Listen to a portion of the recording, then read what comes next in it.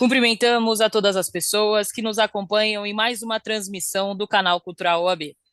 As perguntas poderão ser feitas aos nossos palestrantes através do chat. A palestra de hoje é promovida pela Comissão do Meio Ambiente. Retornamos com os encontros da Agenda 2030 da ONU, Eixo Social ODS 1. Acabar com a pobreza em todas as suas formas e em todos os lugares. Temos a satisfação de receber a doutora Rosa Ramos, que é advogada e presidente da Comissão Permanente do Meio Ambiente da OAB São Paulo. Ela quem conduzirá os trabalhos de hoje. Doutora, uma boa noite. A palavra é sua. Muito boa noite, muito obrigada, Isabela. Agradeço aí todo o Departamento Cultural pelo apoio. E como você disse, estamos dando início hoje ao nosso trabalho da comissão, isso no contexto de lives, né? Porque, na rigor, a comissão já está atuando desde o 1º de janeiro deste ano, em razão das inúmeras atividades aí das diversas coordenadorias, de todos os nossos membros, representatividade em vários outros lugares, como Consema, CARTA, estamos em reuniões nesses lugares. Fomos visitar, inclusive, o nosso novo secretário do Clima, o doutor Renato Nali. Ou seja, estamos já aqui a todo vapor para dar conta de todas as atividades da nossa OAB, a quem registro aqui os nossos cumprimentos à nossa diretoria, e em especial à nossa presidente Patrícia Vanzolini, e externo aqui também cumprimentos a todos os nossos conselheiros, a todos os presidentes de comissões, pelos relevantes trabalhos prestados. Bem, a Comissão Permanente do Meio Ambiente da OAB, como também a Isabela colocou, vem realizando vários encontros para tratar dos ODS. E hoje a gente vai tratar desse ODS, um dos ODS, do meu ponto de vista, um dos mais emblemáticos, né? Porque falar de acabar com a pobreza em todas as suas formas, em todos os lugares, me parece, a mim, de certa maior sensibilidade. Afinal de contas, todos devem concordar que a fome, além dela, tira totalmente a dignidade das pessoas, né? Então, com isso, essa breve aqui, introdução, eu quero cumprimentar aqueles responsáveis que estão carregando o piano aqui para a gente, para a realização desses eventos, que é a doutora Andréa Struca, não é? Membro da comissão, idealizadora dessas lives, tem feito um esforço tremendo para que elas ocorram, e o doutor Danilo de Oliveira, querido membro da comissão, professor queridíssimo na nossa Escola Superior da Advocacia, e ele é que tem o dever do Observatório dos Objetivos de Desenvolvimento Sustentável da OAB São Paulo. Está lá no nosso guarda-chuva e da Comissão Permanente de Meio Ambiente, e o doutor Danilo tem prestado esse enorme trabalho para todos nós, né? Afinal de contas, não é só para a advocacia, é um trabalho que acaba reverberando para toda a sociedade quando a gente fala, né, dos Objetivos de Desenvolvimento Sustentável. E hoje aqui uma live mais especial, né? A gente está recepcionando a doutora Rita Dias Nolasco, ela que é procuradora da Fazenda Nacional. Depois o doutor Danilo vai recepcioná-la falando do seu currículo, mas mais importante ainda que o currículo da doutora Rita, que é excepcional, a gente também entende essa live muito especial porque nós estamos celebrando aqui uma parceria dos trabalhos dos ODS com a AGU. Quer dizer, isso para nós é motivo de grande orgulho, de grande responsabilidade, afinal de contas, quando a gente toma, né, outras instituições e do peso da AGU, do peso da doutora Rita, isso nos traz ainda maior responsabilidade, porque, obviamente, nós vamos ter que, desse trabalho todo, obter um produto, né? Que eu acho que esse é o papel nosso aqui. Porque fazer lives, seminários, palestras, né? Quando a gente sabe que isso a gente traz aqui, a gente tenha. Mas levar isso adiante como um produto, da OAB São Paulo e de seus parceiros, eu penso que esse é o nosso objetivo maior, né? E o trabalho da comissão, ela se cumpre sempre com a participação de grandes colegas, assim como de outras áreas de atuação, não só do direito, né? E por isso que eu cumprimento aqui hoje, com muito prazer, os nossos palestrantes, né? O doutor Elcio Ronda, doutor Elcio Ronda, que além de conselheiro seccional da OAB, ele preside também uma comissão de extrema relevância no Conselho Federal, que é a Comissão de Direito Empresarial da OAB Nacional. Ele que também, além do seu escritório de advocacia do Mondatar, também tem a atribuição do Departamento Jurídico do Fiesc, né? Mas eu já tive a oportunidade de ouvir o doutor Ronda falar com um coração cheio de alegria, que uma das coisas que lhe dá muita satisfação atualmente é ser presidente da ABCP, que é a Associação Beneficente e Comunitária do Povo. Então, doutor Ronda, muito bem-vinda, doutora Rita, muito bem-vinda, quer dizer, uma alegria imensa ter vocês aqui para a gente compartilhar um pouco nessa live. E o Felipe Ferreira, que eu tive a satisfação e o prazer de conhecê-lo aqui, fui conhecer um pouco do seu trabalho, né, conhecer um pouco daquilo que o Felipe desempenha, e fiquei muito feliz, o Felipe que é um ativista social dos mais relevantes aqui no nosso estado, no nosso município, um líder comunitário que faz palestras brilhantes por aí afora. Então, certamente, para nós aqui será de grande valia ouvi-lo. O foco, né, falando um pouco aqui da Agenda 2030, tenho certeza que a Andréia e o Danilo vai falar muito bem aqui também sobre isso. Eu acho que para a gente alinhar, né, o cumprimento dessas metas, elas devem estar em sintonia com tantas outras coisas, né, para aquilo que foi estabelecido, avance, né, que são tantas. A gente, quando fala, são 17 ODFs, mas quando você verifica dentro desses 17 o tanto de coisas que tem para fazer e o quanto a gente precisa ainda desempenhar, eu acho que cada instituição mesmo deve pôr a mão na massa, né, e ir para o chão de fábrica, porque senão a gente não vai sair do lugar, né? Aqui no âmbito da Comissão Permanente de Meio Ambiente, da OAB São Paulo, acho que não pode ser diferente, né? Nós estamos aí imbuídos para cumprir a nossa parte, inclusive no nosso regimento, né, o compromisso dos ODS está lá, a Agenda 2030 faz parte das atribuições do nosso regimento.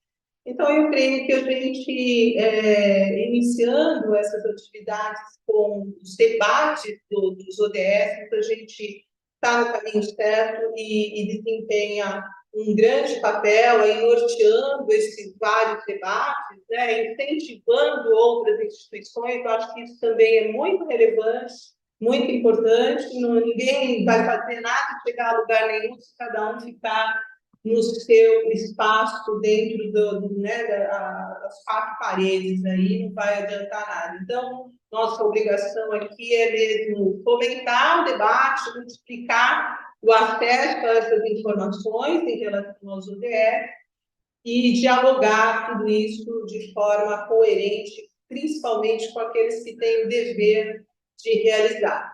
É um desafio enorme, mas vamos enfrentá-los de frente aqui, de maneira que meus cumprimentos a todos vocês, uma satisfação imensa mesmo, e quero agora passar a palavra para a André, para nos dar sequência, então, e continuo por aqui na sala com vocês. Bom, pessoal, muito boa noite.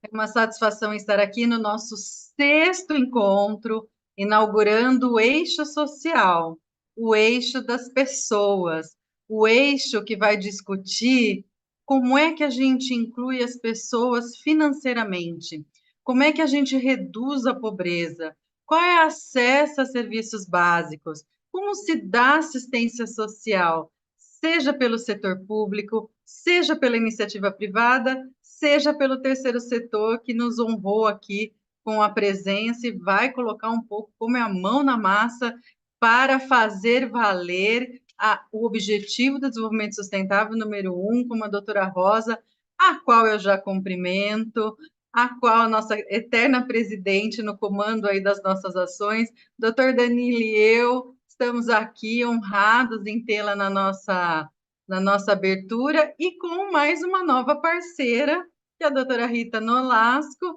que trouxe a Escola Superior da Advocacia Geral da União em peso. Vocês vão ver nas próximas lives que a gente vai ter muita gente da advocacia pública também nos prestigiando. Então, a gente fica muito contente. E, doutora Rita, antes de eu passar para o doutor Danilo, para ele já ler o currículo de todos, enfim, gostaria de saber se a senhora gostaria de fazer pontuar sobre a nossa parceria, sobre a escola, a escola superior, enfim, seja muito bem-vinda, nos sentimos muito honradas com a sua presença nas nossas lives da Agenda 2030.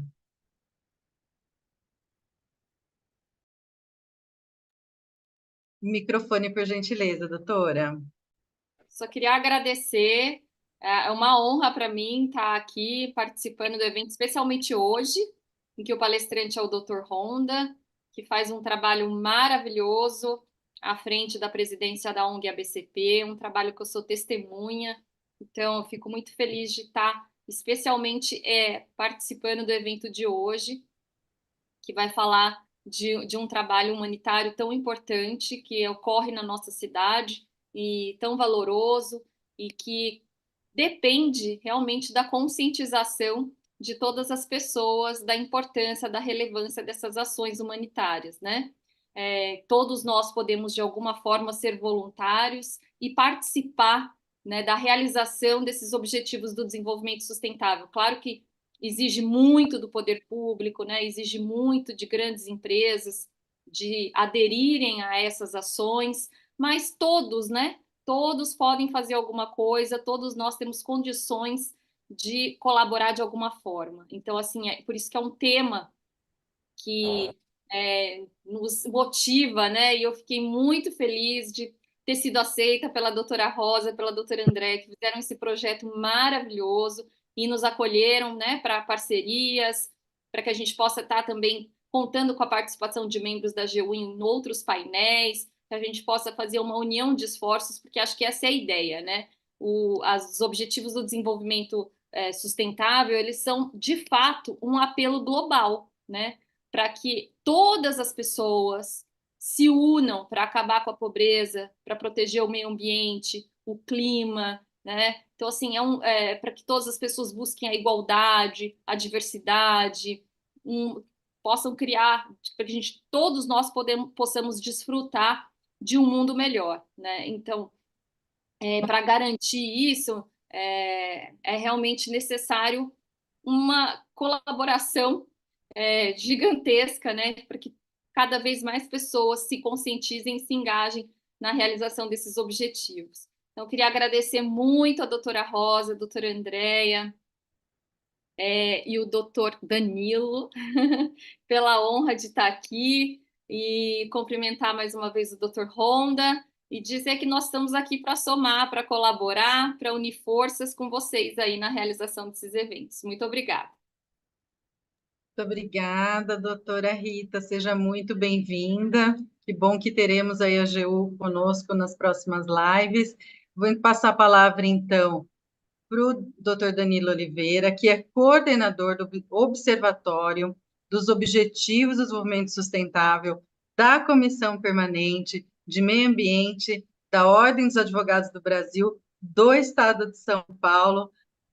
Se o senhor me permite só quebrar um protocolo, eu queria dar muito bem-vindo ao Felipe Ferreira também, porque ele está no Guarujá, gente, ele está no Guarujá e ele tem um projeto social brilhante, brilhante. Eu não poderia de agradecer, até porque foi um ex-secretário de Meio Ambiente que o indicou, Sidney Aranha. Eu só quebrar um pouquinho o protocolo, que eu sei que o Danilo vai contar mais, mas eu também gostaria de enaltecer a presença do terceiro setor lá do Guarujá, lá da Baixada Santista, para trazer um pouco para a gente experiências práticas sobre ODS. Muito obrigada, doutor Danilo. A bola é do senhor. Boa noite a todos, boa noite a todas. Antes de abrir a palavra para o Felipe Ferreira, eu gostaria apenas de agradecer a nossa presidente, a doutora Rosa Ramos, pelas gentis palavras. Estendo esses agradecimentos também à doutora Andréa Struckel, porque, na verdade, o meu papel aqui é um papel muito fácil, é um papel onde eu posso, de camarote, acompanhar esses esforços hercúleos de ambas para promover a Agenda 2030, dentre outros temas que são afetos a essa tão importante comissão, muito bem conduzida e repleta, não só de cabeças brilhantes e pensantes, mas principalmente de pessoas que põem a mão na massa. Então, é um motivo de muito orgulho fazer parte desse importante projeto, dentre outros que a doutora Rosa Ramos e a doutora Andréa Struckel sabem que podem contar comigo. Não é sempre que convocado estarei presente, não precisam convocar duas vezes, mas de fato elas desenvolvem um trabalho que é muito fácil de acompanhar e apoiar, e tenho aprendido muito, e nesse sentido eu quero aqui também externar a minha alegria pela presença da doutora Rita Nolasco, por essa importante parceria junto à AGU, né, a doutora Rita, que tem um currículo aqui super extenso, super recheado, que mereceria aqui uma live toda para que a gente pudesse aqui discorrê-lo, mas acho que hoje é importante destacar que a doutora Rita é doutora pela PUC São Paulo, procuradora da Fazenda Nacional, como já dito, e diretora da escola da AGU, da Advocacia Geral da União. E o mais importante, né, hoje representa essa instituição irmã ou co-irmã da OAB São Paulo, né? As parcerias são um dos valores, um dos eixos da Agenda 2030, e aqui a gente consegue dar esse bom exemplo. Seja muito bem-vinda, doutora Rita, a AGU seja muito bem-vinda, a escola da AGU, e conte conosco naquilo que nós pudermos colaborar. Sem maiores delongas, vou já passar a palavra para o Felipe Ferreira, que está aqui pertinho de mim, né? O Felipe está no Guarujá, eu estou falando aqui de Santos, né? O Felipe Ferreira, como bem observado pela doutora Andréa, desenvolve um belíssimo trabalho representando aqui o terceiro setor, já que nós falamos de parcerias, é importante lembrar, ainda mais no eixo social, né, que o titular da Agenda 2030 e o grande protagonista deve ser a pessoa não só na sua individualidade, mas também no aspecto coletivo, e daí a importância da sociedade civil organizada, do terceiro setor para nós. O Felipe Ferreira é ativista social, líder comunitário e palestrante, que se dedica à transformação positiva da sociedade por meio do Instituto Novos Sonhos. Ele é o idealizador da pedagogia Nós por Nós, um projeto que incentiva a educação ambiental e o empoderamento comunitário. Através da participação ativa das pessoas em práticas ambientais positivas, elas são recompensadas com uma moeda social que pode ser trocada por produtos de primeira necessidade. Eu acredito que, durante a sua fala, o Felipe Ferreira vai falar mais sobre essa pedagogia Nós por Nós. Então, Felipe Ferreira, muito bem-vindo, a palavra é tua.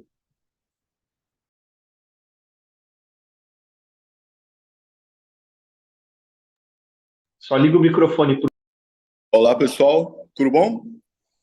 Boa noite aí, Felipe Ferreira, Guarujá, Instituto Novos Sonhos. Falo aqui do Complexo de Favela da Prainha, onde a gente tem a nossa sede, nossa matriz. Esse projeto aqui acontece há 14 anos, né? Agora em 2024, em breve faz 14 anos. E começou na sala de casa, no momento que eu estava morando aqui no Complexo Favela e vendo muitas coisas acontecendo, né? Quem conhece a nossa região aqui sabe como que é. E tiramos o sofá da sala, tiramos móveis, começamos a dar aula de jiu-jitsu, e isso cresceu, repercutiu bastante dentro e fora da favela, e conseguimos transformar a nossa casa em um projeto, em um instituto. Existimos formalmente desde 2015, né? e, e já são muitos trabalhos realizados. Agora mesmo está tendo uma aula de balé aqui do lado com algumas crianças, aqui atrás uma aula de informática com outras crianças, jovens. A gente está em vias de fechar contrato com uma universidade, né, para que nós possamos nos tornar um polo EAD, né, de ensino à distância universitário. Então, eu acho que na Baixada Santista a gente deve ser os pioneiros nesse tipo de trabalho. Hoje, com parceiros como a Rumo, né, Logística, MRS Logística, Santos Brasil, Bracel, Prefeitura Municipal de Guarujá, Governo do Estado, a gente tem conseguido trazer muitas pessoas boas para perto e para ajudar a gente a fazer o que a gente tem feito. Muito obrigado pela oportunidade, obrigado ao Sidney pela indicação, obrigado pelo carinho de vocês, pela atenção, tá? E eu vim aqui hoje falar da nossa transformação socioambiental, né? Mais especificamente, a pedagogia Nós por Nós. A pedagogia Nós por Nós nasceu em 2020, eu acho num ano bem difícil para toda a sociedade, né? Dentro da pandemia. Antes da pandemia, o Guarujá teve uma grande enchente e as encostas dos morros desabaram, morreram muitas pessoas naquela época. E aqui na nossa região alagou tudo, foi o maior alagamento de todos os tempos. E isso fez com que a situação da cidade se tornasse uma situação muito difícil. E a gente trabalhou com muitas e muitas centenas de dezenas de doações de todas as formas humanitárias, mas o Instituto também, naquele momento, com a economia enxugada, começou a sentir muita dificuldade. A gente já não conseguia operar o Instituto com poucas pessoas, já tinha que operar o Instituto com muitas pessoas, isso era caro. E a pedagogia Nós por Nós, ela nasce justamente disso. O Instituto trabalhava para as empresas e para a população, mas era difícil que isso retornasse para a gente precisava tomar uma atitude. Então, nós começamos a trabalhar em cima do que é a pedagogia Nós por Nós.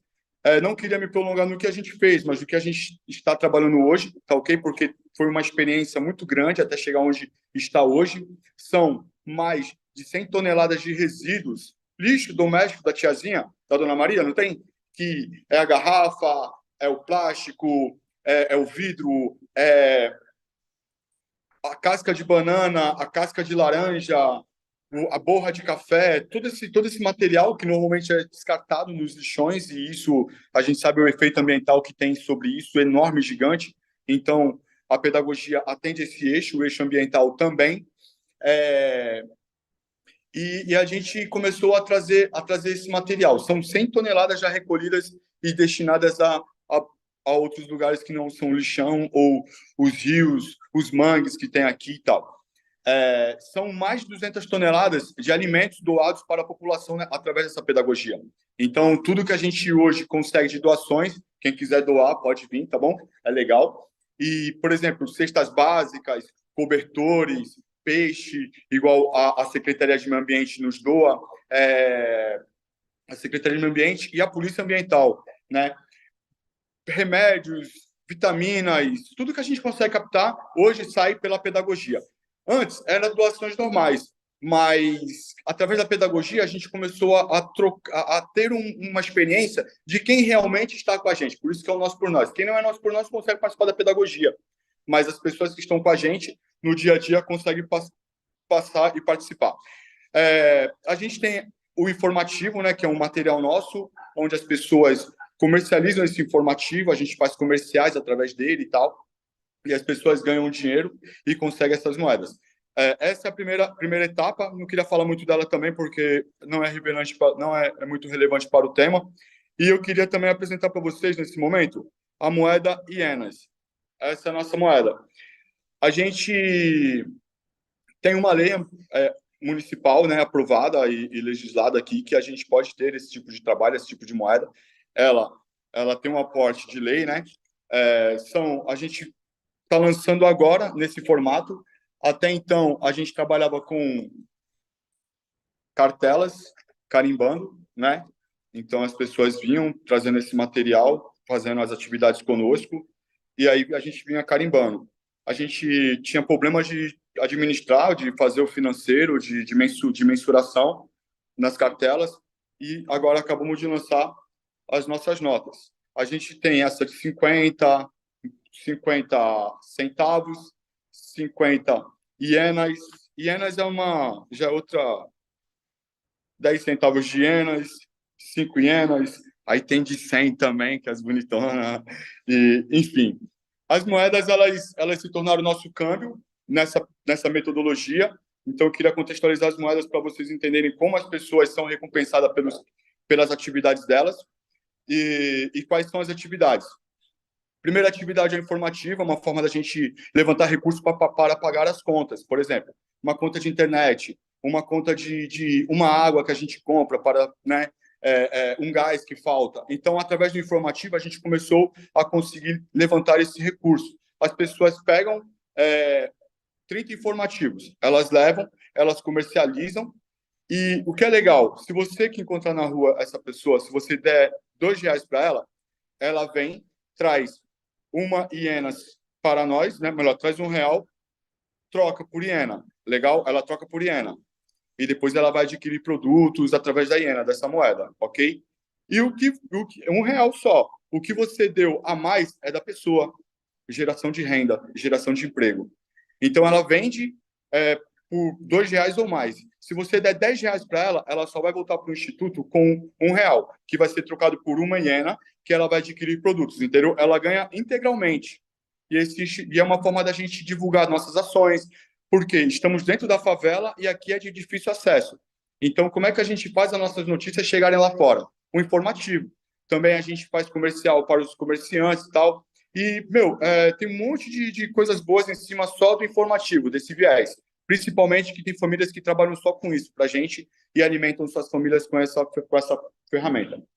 A outra ferramenta é o serviço voluntário. Sempre foi muito difícil conseguirmos serviço voluntário para o Instituto, até por conta da localização, do difícil acesso. Então, normalmente, quem tem um coração mais voltado ali, a classe C, a classe média ali, mas tem medo de entrar na nossa favela porque aqui é um lugar de má reputação, né? E aí a gente tem muita dificuldade com voluntariado. Então, a gente conseguiu, dentro da própria população, esses voluntariado através de serviços semanais. Então, a gente tem uma escala e essas pessoas são escaladas. Quem é da escala segunda-feira de manhã? Quem é da escala segunda-feira à tarde? E assim até o final de semana.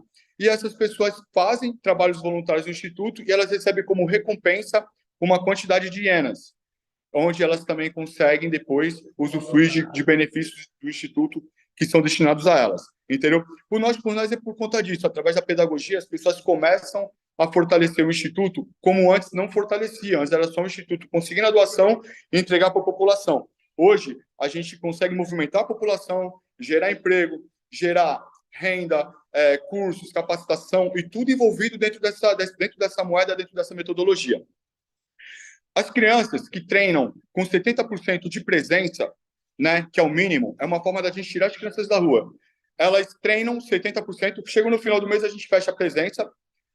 As crianças que têm 70% de presença, elas também ganham como recompensa uma quantidade de moeda ienas, entendeu? Isso faz com que as crianças saiam da rua, faz com que elas nos ajudem a bater as metas, porque a gente precisa bater metas, patrocínio, e até por existir, né? A gente existe pelas pessoas, a gente existe pelo público, pelas crianças, pelas famílias, e, enfim, é uma forma da gente recompensar nossos alunos do futebol, do jiu-jitsu. A nossa molecada esse ano vai jogar a Copa Paulista de Futebol e a Copa São Paulo de Futebol da APF, a Associação Paulista de Futebol. E vamos entrar com a Sub-12 e a Sub-15. Então, todas as crianças e jovens aqui da comunidade estão com a gente no campo, porque todo mundo quer jogar essa Copa que lançou, por exemplo, o Neymar. Entendeu? A gente, no jiu-jitsu, vai lutar o Campeonato Mundial, Brasileiro, Pan-Americano, Sul-Americano. E para a molecada estar bem, eles precisam ter frequência, eles precisam estar aqui. Então, uma forma da pedagogia incentivar os alunos a participar é essa dos 100%.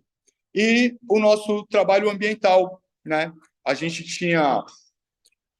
O Instituto tem uma necessidade de cuidar do meio ambiente. Existimos para dar soluções a um planeta que perdeu a solução, né? Que perdeu o rumo, né?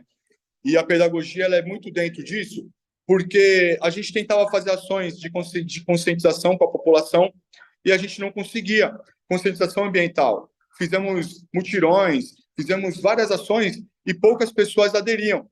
E às vezes a gente chamava a Dona Maria, um exemplo, tá? E a Dona Maria, pô, não ia com a gente nas ações. Mas, pô, a Dona Maria jogava o plástico dela pela janela no mangue. A Dona Maria jogava a sacola, tudo que ela podia, ela jogava pelo lixo, pelo no mangue. E depois eu tinha que fazer ação para limpar. E a Dona Maria vivia aqui pedindo e pegando cestas, né? Ela vivia aqui, pô, Felipe, eu tô precisando, e a gente é parceiro da Dona Maria. A pedagogia da parte do viés ambiental nasceu daí. Dona Maria, não joga mais aquela garrafa PET no mangue, não, pela janela? Traz para mim. Pela quantidade tal de garrafa, você vai ganhar um crédito, vai ganhar uma moeda. E a Dona Maria passou a se tornar um agente ambiental, porque para a Dona Maria, o arroz, ele vale mais do que o dinheiro do arroz, entendeu? O feijão para a Dona Maria é valioso, então ela não juntava aquele plástico para levar na reciclagem, para trocar por dinheiro, ela não faz isso, mas ela me traz e troca pelo alimento, entendeu? Que é o que eu tenho, é minha moeda, eu não trabalho com dinheiro, eu trabalho com alimento, eu trabalho com doações, trabalho com captação, e foi aí que a pedagogia Nós por Nós nasceu. A Dona Maria começou a trazer as garrafas PET, aí nós entendemos que o planeta precisava ser salvo das caixinhas de Tetra Pak, que não tem valor comercial nenhum. Não tem valor comercial, não é para ganhar dinheiro, é para salvar o meio ambiente. E aí começamos a pedir que a Dona Maria também trouxesse essa garrafa. Aí nós entendemos que os lixões da Baixada Santista estão sobrecarregados, já estão trabalhando com excesso de material, já nem podia estar mais trabalhando. Então, é uma necessidade gigante a gente cuidar dos lixões. Então, a gente pensando em tudo isso, hoje a gente faz sabão com óleo de cozinha que a Dona Maria traz para a gente faz adubo líquido, né? E orgânico, para que a gente consiga plantar, por exemplo, a gente faz com esse material adubo de plantio, adubo líquido para regar, e a gente comercializa isso. Então, a pedagogia Nós por Nós, principalmente, né, acho que as pessoas não me entendem quando eu falo isso, mas ela ajudou ao Instituto a ter autonomia financeira, principalmente através dos produtos que a gente recupera, através dos produtos que a gente comercializa. Hoje a gente consegue ter uma estrutura, pagar as contas. Então, a gente, através da pedagogia, gera renda para as famílias, cuida do meio ambiente, faz as doações chegarem, tiramos as crianças da rua, né, da ociosidade, e aqui a ociosidade das crianças é uma tragédia, e a gente ainda cuida do meio ambiente com força. Para esse ano, a gente vai entrar com a metodologia, a gente está renovando, né? Então, uma parte da metodologia renovada é a moeda, né? Então, a gente imprimiu muitas moedas. Tô ricão, hein? Tô com muito dinheiro, muito dinheiro. E a gente conseguiu... estamos lançando agora um site, né? Fizemos uma parceria com o site e as pessoas vão poder entrar, elas têm a moeda em casa. Pô, olha, tenho um bolo de moeda. Caramba, vou comprar alguma coisa, eu vou trocar por alguma coisa, né? Então, ela entra tipo aqueles aplicativos de fast food, que você entra, vai escolhendo, vai colocando no carrinho. Então, a nossa loja vai se tornar física, né? Porque a gente tem o espaço da loja física, mas ela também se torna uma loja virtual com programação de entrega, e onde a Dona Maria, que às vezes tem um pouco de dificuldade para se locomover, para sair de casa, por conta da idade, por conta de saúde, a gente consegue fazer com que chegue na porta dela de alguma forma, através dos nossos agentes, as pessoas. Temos uma projeção de 30 pessoas ainda até esse ano, empregadas direto, assim, pelo Instituto. Hoje já são 13, mas efetivando as atividades, efetivando as coisas, são 30 empregos diretos.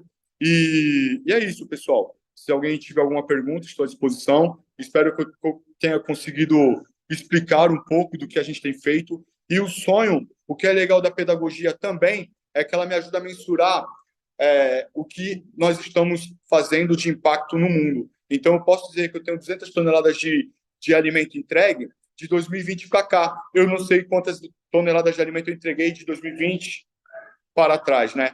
Então, hoje, a gente consegue fazer isso aí e a gente sonha que esses números eles alcancem muitos zeros. Então, são 100 toneladas de resíduo que a gente consiga chegar, colocar um zero a mais, se tornar 1 milhão, colocar mais 3 zeros, se tornar 1 bilhão de toneladas ou 1 milhão de toneladas e a gente chegar muito, muito além, porque o planeta precisa. O sonho maior é que se torne uma política pública e que a gente consiga que o governo torne não só a minha, mas outras ferramentas como a pedagogia Nós por Nós em políticas públicas, que eu acredito que isso vai mudar a maneira da gente viver.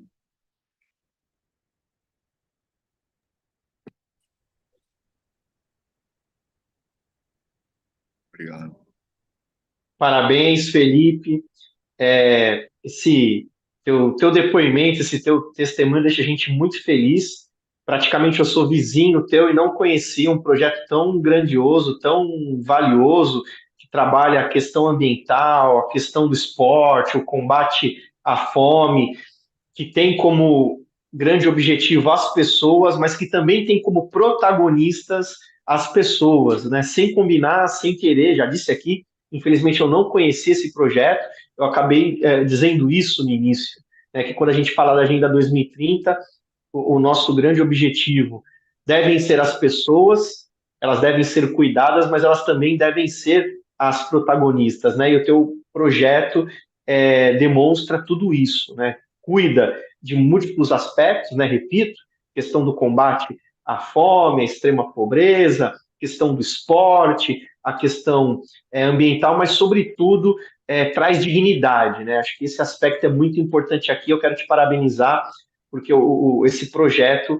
ele traz a dignidade de todos os envolvidos. Gera renda, enfim, desejo muito mais sorte, muito mais crescimento, muito mais desenvolvimento esse teu projeto, que eu concordo contigo, né? Ele deve virar uma política pública, deve servir de exemplo, de modelo, ser adaptado às diversas realidades para virar uma política pública. Eu posso aqui ousar, né, falar também em nome da doutora Andréa, da doutora Rosa, né, conte com a AB, acho que o doutor Elcio concorda comigo, conte com a AB São Paulo, conte conosco naquilo que a gente puder tornar isso uma política pública, né, e conte também com a AGU também, tá, a doutora Rita aqui que não me deixa mentir, conte com todos esses atores, né. Eu já vou passar a palavra para o doutor Elcio Honda, que é formado em Direito pela PUC São Paulo, é sócio fundador do escritório Honda Teixeira Rocha Advogados, conselheiro estadual do AB São Paulo, diretor titular do Departamento Jurídico do CIESP e presidente da ABCP, Associação Beneficente Comunitária do Povo, que é uma ONG que promove o apoio e a reinserção social de moradores de rua em situação de vulnerabilidade social, essa parcela da sociedade que não precisa ser ajudada, pelo contrário, precisa ter os seus direitos reconhecidos. Não se trata de uma questão de ajuda ou de caridade, mas uma questão de reconhecimento dos seus direitos e de sua dignidade. É um prazer tê-la aqui conosco, doutor Elcio Honda, muito obrigado por essa participação efetiva na noite de hoje. A palavra é toda sua. Obrigado, boa noite aí a todos, boa noite a todas. Obrigado, Danilo, aí pela apresentação. Queria saudar nossa presidente da Comissão de Meio Ambiente, a minha querida amiga Rosa Ramos. Um prazer muito grande estar aqui na sua comissão. Parabenizar você e a sua equipe por estar discutindo temas tão profundos e relevantes. Então, parabéns, você está fazendo um trabalho magnífico. Saudar, em especial, a minha amiga Rita Nolasco, da AGU. Olha, grande ponte que a comissão fez aí com a AGU. A Rita tem o prazer de conhecer há bastante tempo, tem uma bagagem cultural excepcional, uma bagagem cultural técnica e um coração de ouro, viu? Ela tem um coração social magnífico e a Rita, inclusive, me ajuda na BCP, ela é minha conselheira. Então, muito obrigado, Rita, pela sua presença. E, Rita, em seu nome, eu queria saudar todas as mulheres presentes na nossa webinar. E a doutora Andréia, o doutor Danilo, em seu nome, saudar as advogadas e advogados da nossa querida OAB. E, Felipe, parabéns aí pela sua apresentação, gostei muito do seu projeto. E conte também conosco, aquilo que a gente puder te ajudar. A gente também, como ONG, a gente sabe como é que é difícil, né? A gente receber recursos, bens, então vamos estar juntos aí. Então, muito obrigado aí pelo convite. E eu acho que esse tema da ODS 1 é um tema super importante. As ODS, as 17 ODS, criadas pela ONU, principalmente para que possamos ter um mundo melhor. Nós vivemos no mundo, né? E nós não podemos pensar apenas numa pequena parte do mundo, nós temos que pensar no mundo inteiro. E a ODS número 1, e não tem coincidência dela ser a número 1, que é justamente a erradicação da pobreza. Quando a gente fala fome, olha, fome a gente faz, eu vou contar um pouquinho da nossa ação, né? E muitas vezes nós somos muito abençoados por Deus, né? Em nossas casas, em nossas famílias, e nós não passamos por guerras, não passamos por fomes, mas muita gente passa realmente uma fome. Eu vejo até pelos meus filhos, né? Para eles a fome é ir na geladeira e não ter a marca do que ele quer comer, né? Isso ele chama fome. Então, não conhecer o que é a fome, então é um tema muito, muito importante. E alguns dados aqui do Brasil, dados aqui que nós temos, por exemplo, nós temos duas questões de insegurança, a leve, a média e a grave. Falando só da média grave, nós temos cerca de 70, quase 68 milhões de brasileiros vivendo em insegurança alimentar. É um número muito grande, porque isso representa quase 32% da nossa população brasileira. E quando a gente fala de insegurança alimentar grave, a grave e se insere aí a população que está na rua. Hoje nós temos quase 13 milhões de pessoas. Então, 13 milhões de brasileiros vivendo nessa situação, quase 6% da população brasileira, números muito, muito importantes e que merecem realmente toda a atenção do Estado, né? Não chamo nem política de governo, eu chamaria política de Estado. E a questão é tão importante que é a ODS 1, que é acabar com a pobreza. E aí, como nós estamos aqui num evento que é da UAB, a Constituição Federal coloca esse tema na nossa Constituição Cidadã de 88, no artigo 3º. No artigo 3º, olha só a importância que tem o tema, né? Constituem objetivos fundamentais da República Federativa do Brasil. Item 3. Erradicar a pobreza e a marginalização e reduzir as desigualdades sociais. Então, isso está previsto dentro da Constituição Federal, dado o grau de importância. Daí porque eu chamo política de Estado, e não política de governo. Isso é uma política que deveria estar implantada como política de Estado.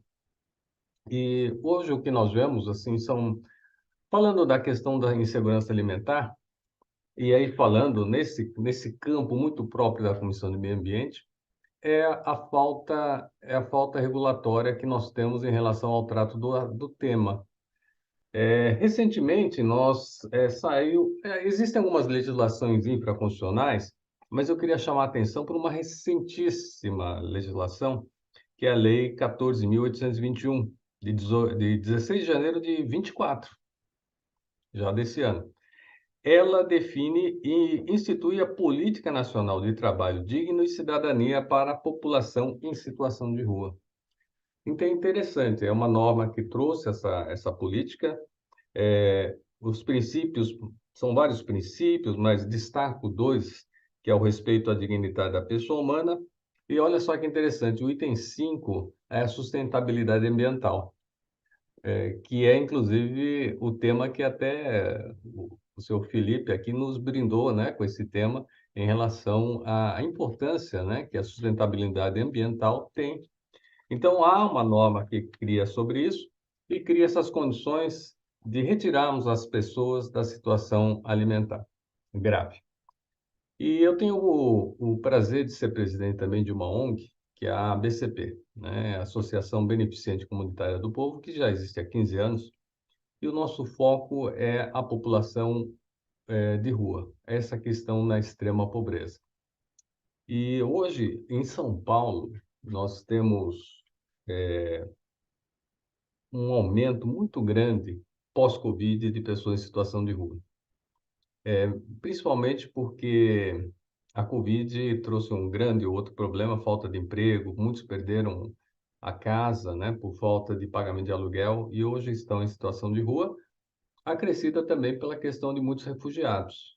Então, hoje, quem faz um passeio pelo centro de São Paulo e pelas principais capitais, vê e sente um aumento muito grande das pessoas de extrema vulnerabilidade. Então, nosso foco é trazer de volta a dignidade dessas pessoas que estão na rua. E quando nós trabalhamos com essas pessoas na rua, olha só que interessante, todos têm uma história. A gente olha assim para a pessoa em situação de rua, né? O que que é uma pessoa de situação de rua? Você tem até receio de passar do mesmo lado da rua, né? Você até atravessa, passa longe, né? Parece que tem uma doença ali contagiosa, tem medo. Mas todos tiveram uma história. Todos, muitos eram pais de família, muitos tiveram família, muitos tiveram casa e estão nessa situação. Não estão porque querem, né? Muitos foram levados para essa situação de rua. Então, nosso foco é trazer essas pessoas de volta à dignidade humana, à ressocialização. Então, a BCP tem um programa que a gente até batizou de 4 As, né? O primeiro A é abordagem, o segundo A, acolhimento, o terceiro A, o acompanhamento e o quarto A, autonomia. É um programa que nós ficamos com essa pessoa em situação de rua 2 anos a 2 anos e meio. Então, como é que tudo começa? Começa na abordagem. Toda sexta-feira, nós fazemos uma distribuição de sopa na Cracolândia e no pátio do colégio, no centro da cidade. E é incrível o número de moradores de rua que estão ali no nosso centro histórico, né? Especialmente no pátio do colégio, berço da Fundação de São Paulo, ali na Boa Vista. Fazemos, então, uma distribuição de sopa, atendemos cerca de 300 a 400 pessoas, mas, como o nome fala, o principal foco é a abordagem. Então, a sopa é um quebra-gelo, né? Uma forma de você fazer um contato, uma interação. E ali, os voluntários, a maior parte são voluntários, né, que estão lá. Nós temos a nossa equipe de psicólogos, assistentes, mas muitos voluntários, e fazemos uma abordagem dessa pessoa que está em situação de rua e fazemos um convite para que ele possa sair dessa situação se ele quiser. Isso é um ponto muito importante, nada é compulsório.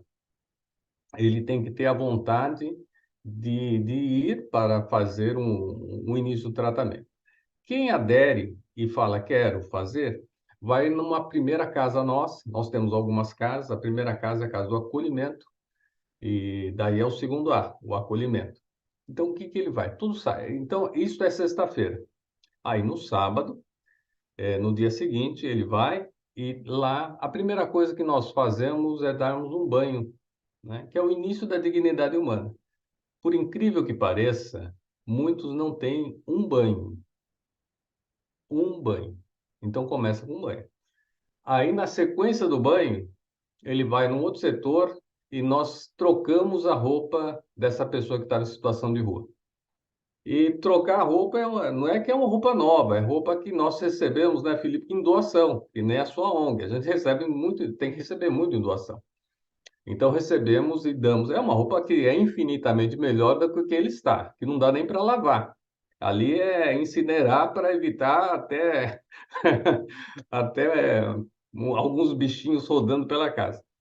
E aí, na sequência, café da manhã, almoço e o mais importante, passa então no atendimento psicológico e assistencial.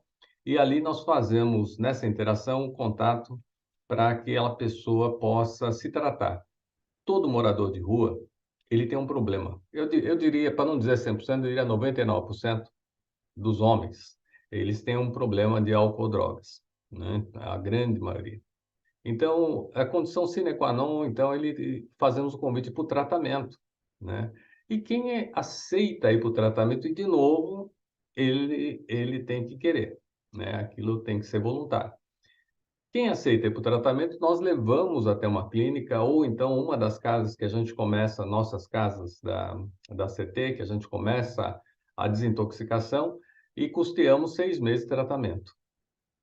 Esses 6 meses de tratamento são fundamentais. Essa abstinência é muito difícil, né? Muitos acabam saindo. Então, aí, dentro da abstinência, do tratamento, nós fazemos o acompanhamento. O psicólogo continua acompanhando, o assistente social continua acompanhando para que ele não largue e não saia do tratamento.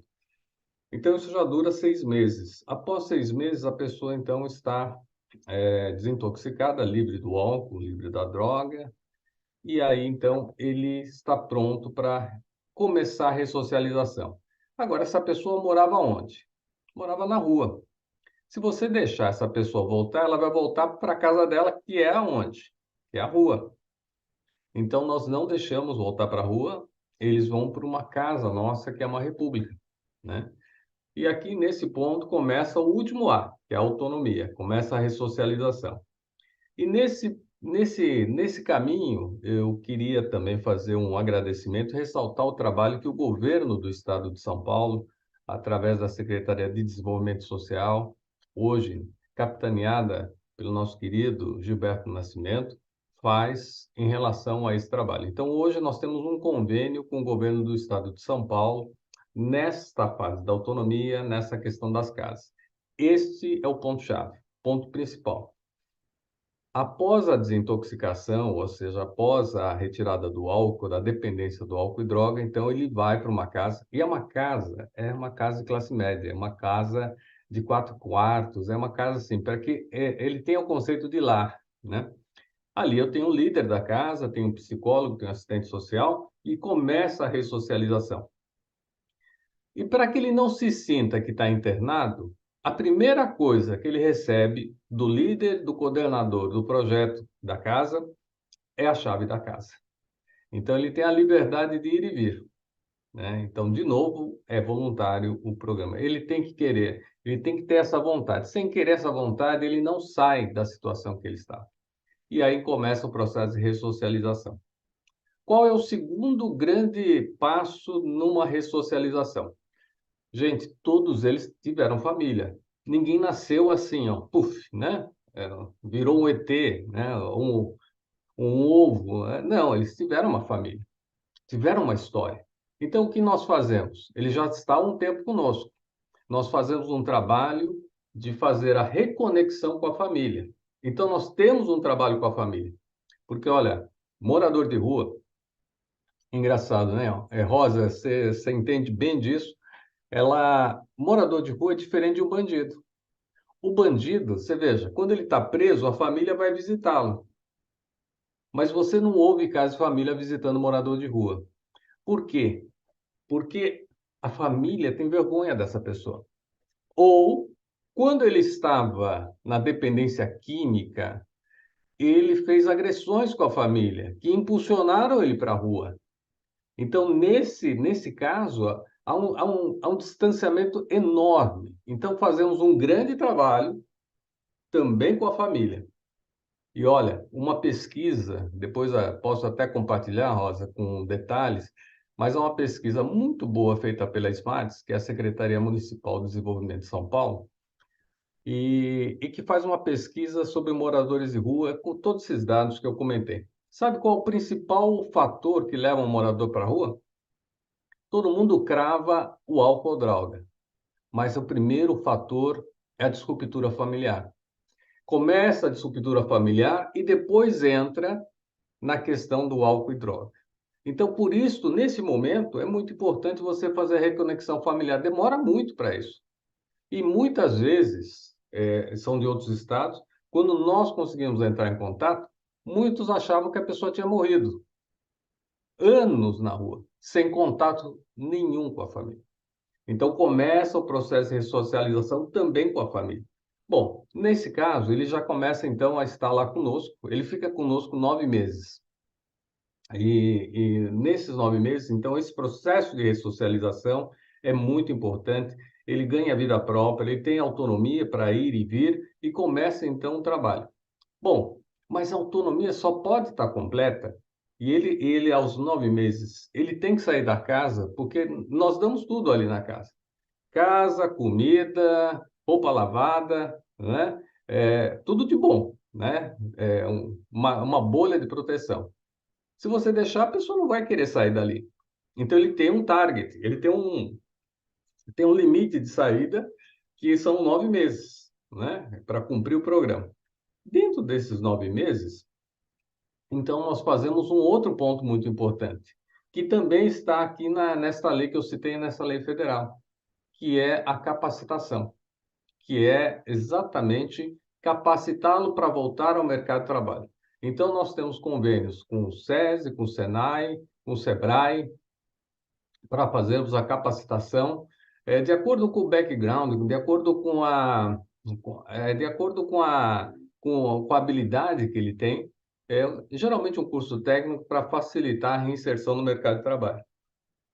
E nesse momento, o último ponto importante, emprego. Quando não adianta nada eu chegar aos 9 meses e essa pessoa não ter autonomia financeira. Então, o que nós fazemos? E aí entra um segredo. Nós pedimos, lógico, igual o Felipe, né? Precisamos de doações, porque temos muito pouco dos poderes públicos, né? Então, precisamos de doações. Então, muitas vezes eu faço convênio com empresas para a implantação do ISG, né? O que é o ESG? É o Meio Ambiente, Social e Governança, que é exatamente essa agenda da ONU.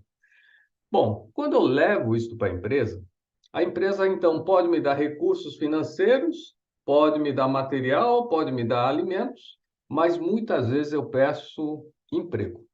Então, dentro da empresa, através do convênio, nós abrimos uma aba ESG, implantamos o ISG e dentro da aba ESG do ES, do social, colocamos esse projeto da ABCP. Então, aí fazemos uma via de mão dupla, temos grandes empresas que já nos fazem isso, e com isso eu consigo, então, vagas sociais em que eu certifico e capacito essas pessoas para levar ao mercado de trabalho. Nós fizemos um convênio piloto que funcionou e funciona até hoje com uma grande construtora. E fomos buscar a construtora porque ela tem uma pulverização, uma capilaridade de trabalho muito grande. Ela vai de auxiliar de pedreiro até eletricista, né? Então, tem um leque muito grande. Então, hoje, nós conseguimos, com isso, oferecer muitos empregos e, segundo a própria empresa construtora, o turnover, ou seja, a saída de trabalhadores que vêm do nosso projeto social, o índice é melhor do que na captação própria que ela faz. Mas, claro, por quê? Porque a pessoa que viveu o outro lado, porque o outro lado é o inferno. Gente, vocês não imaginam o que é. Eu não imagino o que é. A gente vai toda sexta-feira lá, Rita, você viu aquilo, né? Aquilo é assim, é difícil, né? E é muito triste, porque você vê hoje muitas famílias também na rua, né? Bom, então isso é muito triste. Então, a pessoa que passou por aquele inferno, ela não vai querer voltar, né? E nesse programa, então, nós fazemos então essa retirada e aí ele começa a trabalhar até quando ele está dentro da nossa casa, né? Muitos começaram já a trabalhar já desde o início e aí é muito interessante nesse ponto, porque aí com isso, de cada 100 moradores de rua que entram no programa, o nosso índice de retirada efetiva da rua é de 76%. Então, de 100, 76 saem efetivamente da rua, não voltam mais para a rua. E não é só um deslocamento geográfico, né? Você tira daqui, leva para lá, ou tira daqui, leva para o albergue. É sair da rua para pagar um aluguel. Nós tivemos um caso, até hoje, em que ele saiu da rua e deu entrada numa casa própria. Então, hoje, ele saiu da nossa república e foi morar na casa própria dela. Olha só que loucura. E com isso, então, nós conseguimos alguns casos de testemunhos maravilhosos. Olha, assim, recomendo, olha, eu faço um convite a quem quiser ir, né? O nosso trabalho voluntário é maravilhoso, você olhar e ouvir as histórias dessas pessoas que saíram da rua. Muitos, nós tivemos um caso, vou contar, não vou citar nomes, mas nós tivemos um caso de uma pessoa que a gente via que era classe média, né? E que estava na rua porque começou a beber, começou a entrar na droga, aí começou a bater na mulher, né? Naquela coisa, aquela violência doméstica, né, Rosa? Então, o que faz? Expulsam ele da casa. E aí, quando nós recuperamos, lembra aquele contato que a gente faz com a família? No contato com a família, a ex-mulher, né, fala assim, olha, a senhora pode recebê-lo, né? Porque nós, ao fim dos 9 meses, nós temos uma cerimônia que chama o tapete vermelho, que é onde ele sai da nossa casa e ganha o tapete vermelho para a sociedade. Então é muito bacana. E nesse dia, a gente pede que alguém da família, se possível, esteja lá. E pedimos para essa moça estar lá. E ela falou: eu posso estar sim. Mas só que eu posso ir com a minha filha? E claro que pode, pode ir sim com a sua filha. Falou: olha, só que é a filha dele e ele não sabe.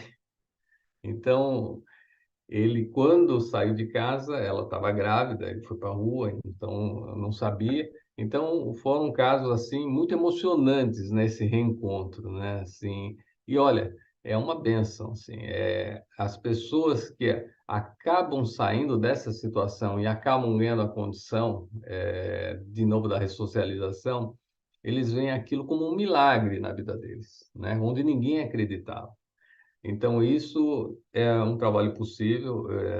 Aqueles que quiserem conhecer o trabalho, inclusive eu faço convite para que conheçam o trabalho da Secretaria de Desenvolvimento Social, né, onde nós temos essa parcela do convênio, que para nós é muito importante. Não paga todo o nosso custo, mas é uma parcela importante por dois motivos. Primeiro, que é uma ação de governo, e segundo, é uma ação que nós temos que prestar conta para uma autoridade, né, nós como ONG. E terceiro, que nós somos auditados pelo Tribunal de Contas, né, que a doutora Rita conhece bem. Apesar que aqui nós estamos falando do Tribunal de Contas do Estado, mas isso gera uma credibilidade muito grande quando você vai fazer os pedidos, né, de doações, os pedidos de aportes, os pedidos de recursos. Por que que eu falei sobre a questão regulatória? Essa questão regulatória hoje você não tem, apesar dessa norma que eu citei, mas se você lê a norma, ela não tem nenhum benefício à empresa ou pessoas que estejam fazendo esse trabalho da retirada ou erradicação da pobreza. Você tem lei de incentivo, justas, né? Lei de incentivo à cultura, lei de incentivo à criança e adolescente, lei de incentivo ao esporte, mas pergunto se há lei que trata ou que dê algum incentivo a empresas que façam o trabalho de dar um emprego, de retirar um morador de rua dessa situação. Não tem. Então, nós precisamos aí realmente de um olhar para essa questão, né, de realmente fazermos essa capacitação, e tem muita coisa, hein? Esse trabalho, por exemplo, que o Felipe comentou, quando houve aqueles refugiados que vieram lá da Venezuela, aquela primeira leva de refugiados, todos lá em Roraima, né? Quem conhece Roraima é uma cidade muito pequena, né? Uma cidade assim sem muita condição de emprego. E ali eu fiz uma proposta ao governo federal de criarmos a capacitação para serem recicladores. Felipe, é mais ou menos o teu projeto, que eles pudessem ser cooperativas capacitadas, reciclando, de modo que eles pudessem ter renda na reciclagem, porque é muito difícil você dar renda com carteira assinada para um refugiado, né? Porque é muito mais complexo. Mas esse trabalho que ajuda o meio ambiente, que ajuda a política nacional de resíduos sólidos, né? A política de logística reversa, que é obrigatória hoje, ajudaria muito. E aí você poderia até fazer mais uma etapa, que é colocar uma fragmentadora, uma extrusora, e já fazer a fita para você fazer um produto cujo valor agregado é maior e gera mais renda. Então, assim, há uma política, sim, mas precisamos ter incentivos, né? Nós precisamos ter formas de fomentar, porque é muito difícil de fazer somente com a boa vontade. Então, eu acho que esse tema de hoje é muito próprio para isso, para que a gente possa levantar pessoas, porque a sociedade civil tem que estar engajada, o governo faz bastante coisa, a prefeitura tem muitos projetos, né? A prefeitura tem o projeto aqui do Housing First, né? Daquelas casas, tem o projeto lá dos albergues, né? Mas se a sociedade civil não se levantar para ajudar o poder público nesse sentido, fica muito, muito difícil, né? Então, eu acho que é daí, porque eu acho que o tema é muito importante na comissão. Parabenizar de novo a nossa presidente Rosa Ramos, e nos colocar à disposição aí da comissão, quem quiser conhecer, quem quiser numa sexta-feira fazer a distribuição, a gente não leva os voluntários novos na Cracolândia, nós levamos no pátio do colégio, é super seguro, vai até criança, viu? E não levamos na Cracolândia, não porque a gente não gosta, não, mas é que Cracolândia sempre tem um problema lá imponderável, né? De ações policiais, aquelas coisas, então não é muito seguro, mas no pátio do colégio é super seguro, é bem interessante, você pode fazer a abordagem, nos ajudar nessa abordagem, e é um pouco que a gente pode fazer, né? Eu creio que nós que somos tão abençoados por termos uma casa, por termos um lar, por termos coisas para comer, é muito pouco que a gente pode fazer. Muitos não têm tempo, mas podem ajudar de várias formas. Pode ajudar lá, por exemplo, o Felipe, né, numa doação. Pode ajudar várias ONGs numa doação. Eu não tenho tempo, mas eu posso ajudar. Mas claro que pode, e tem que ajudar, né? Nós temos que ajudar, porque nós não estamos ajudando um morador de rua, nós estamos ajudando o mundo, né? Porque na hora que você retira essa pessoa, né, e não pode ser uma coisa isolada, você tem que fazer uma coisa de soma, entende? É impossível uma pessoa, uma ONG resolver o problema, um governo resolver o problema. Tem que ter realmente a comunhão de esforços de entidades como a OAB, de entidades da sociedade civil, do terceiro setor especialmente, que já estão engajadas nisso. Então, fica o convite aí para quem puder se engajar, para quem puder ajudar, né? Nós precisamos de ajuda, né, Felipe? E muito, né? Gente, meu muito obrigado aí. Obrigado de novo aí, Rosa, pelo tempo e pelo espaço. Doutor Ronda, Felipe, os senhores arremataram os corações dos advogados da Baixada Santista de São Paulo. Já tem aqui, por exemplo, o Rafael, já quer saber o nome da ONG, já está se voluntariando aqui no chat. E é uma ONG que a ONG do Dr. Ronda, né, presidida pelo Dr. Ronda, a ONG presidida pelo Felipe, vocês podem perceber que não é uma ação, são várias ações, ações integrativas, ações inteligentes, ações que restauram as pessoas, que trazem as pessoas através do esporte, através da alimentação, através do trabalho, do emprego e renda.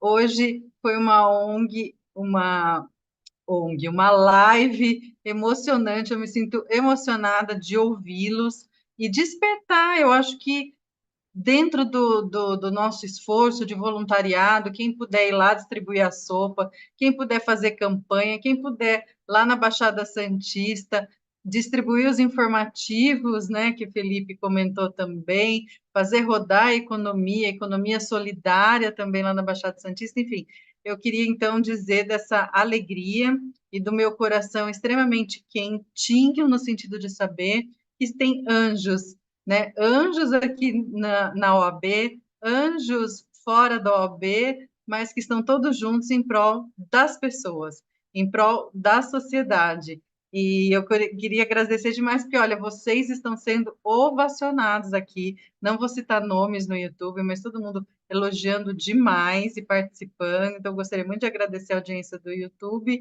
E para encerrar, porque hoje a gente também passou do tempo, então não vai dar aquele tempinho das considerações finais, peço desculpas, mas já passo para a doutora Rosa aí para suas considerações finais, doutora Rosa. Ok, muito bem. Eu confesso que eu estou aqui com o coração aquecido, né? Eu já conheci o trabalho do Elcio, hoje conheci o trabalho do Felipe, e isso nos deixa bastante emocionados, né? Eu, há pelo menos 18 anos, eu sempre tive uma ansiedade muito grande de como é que eu podia ajudar as pessoas. O que eu podia fazer sem tempo, estudando? Eu estudei a vida inteira. Quando eu não estou fazendo um curso, estou envolvida institucionalmente. O Elcio sabe que isso demanda tempo da gente, né? A Rita também. A gente se envolver com a nossa identidade classista sempre toma bastante tempo da gente. E essa minha ansiedade lá atrás fez com que eu procurasse ajudar de uma forma que é através do Rotary. né, que é uma super instituição também que faz um papel interessante, exatamente porque eu não tinha tempo, Ronda, de fazer esse papel que os seus vários voluntários fazem, que o Felipe faz. E eu falo isso aqui, obviamente, para deixar um exemplo de que as pessoas podem fazer alguma coisa. Quando elas não têm tempo, tem instituições como o Rotary, como a DCP, como o Felipe, que fazem e que a gente pode contribuir, sim. Contribuir ou com o nosso tempo, ou com recursos financeiros, ou com ações, ou pedindo para o amigo, para o vizinho, que pode ajudar e também não sabe como fazer. Enfim, eu me sinto aqui privilegiada de ter esse convívio com vocês, me sinto, como eu disse, com o coração aquecido, de ter pessoas como vocês preocupadas, né, com o bem social. Na verdade, plagiando aí o que a BCP faz hoje, eu que estendo o tapete vermelho aqui para vocês passarem, uma forma de homenageá-los que vocês têm feito. Mas quero também, você falou em políticas públicas e em políticas de governo, eu acho que é o fórum para a gente falar sobre isso, que a instituição por si só de políticas nacional, como essa, mais essa, Política Nacional de Trabalho Digno e Cidadania para a População em Situação de Rua, ela não é por si só suficiente, ela é sim, né, um pontapé inicial, porque estabelece aqui várias diretrizes, objetivos, mas cabe à nossa sociedade civil fazer, de fato, ela se efetivar. Então, eu quero deixar isso aqui registrado, que nós, da comissão, naquilo que for pertinente às questões do estabelecimento, né, da sustentabilidade ambiental, nós vamos nos debruçar aqui, Andréa, convido a Andréa, nós temos um papel como instituição com representatividade nos órgãos de meio ambiente, que é no Conselho Estadual de Meio Ambiente. Eu acho que a gente pode fazer essa ponte, já que a gente falou em pontos tão importantes aqui, mas, Rita, vamos levantar esse tema lá, Andréia, de forma que a gente possa, no mínimo, fazer com que aqueles que ainda não tomaram conhecimento da norma possam tomar e cumprir o seu papel, seja institucional ou de governo. Gente, feliz da vida, muito obrigada. Foi uma live muito especial. Eu quero deixar aqui registrado minha gratidão a vocês e a gente se encontra na próxima live. Danilo, Andréia, obrigada. Elcio, Rita, Felipe, obrigada. Boa noite para vocês, boa noite a todos que nos assistem. Até a próxima. Doutora Rosa, eu deixei no chat do YouTube o site da ONG ABCP. Podia colocar da ONG também, do Felipe. Por favor, coloca lá para a gente, Felipe, no chat aí, para o pessoal também entrar lá e conhecer melhor. Tá ok. Obrigada. Tchau, Elcio. Tchau, tudo de bom. Obrigada. Tchau.